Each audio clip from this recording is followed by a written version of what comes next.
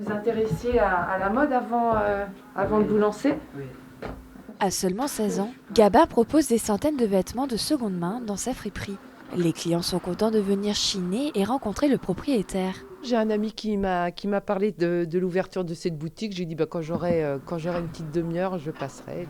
À tout âge, on peut réaliser ses rêves et donc que ce soit plus jeune ou plus âgé, je trouve ça génial. C'est un énorme projet, j'imagine même pas tout ce qu'il y a derrière. Je trouve ça incroyable. J'aime beaucoup les friperies et je trouve que c'est très mignon, très bien fait. Donc je suis contente, comme un premier tour et j'en ferai plusieurs, je pense. Fourni par des entreprises de seconde main en France, en Italie ou encore en Angleterre, Gabin prend le soin de mettre des nouvelles pièces chaque semaine. Pour lui, il était important de proposer le concept de la vente au kilo, qui est très avantageux pour les clients. Par exemple, imaginons cette jupe, c'est une couleur jaune.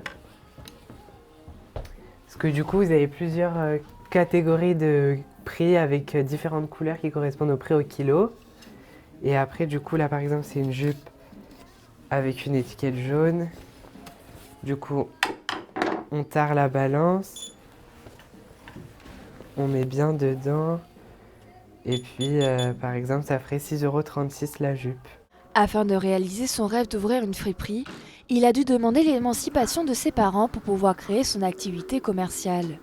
Malgré l'accord et le soutien de ces derniers, Gabin a dû faire face à plusieurs étapes avant la décision finale. Ça a été long à réfléchir, ça a mis quand même un mois. Du coup, on doit passer par le tribunal de grande instance. On envoie un premier dossier, après on attend, on a un rendez-vous sous les 2 à 3 mois, enfin c'est assez long. Et après, on passe devant une juge des tutelles et puis ça se fait avec les deux parents et puis voilà.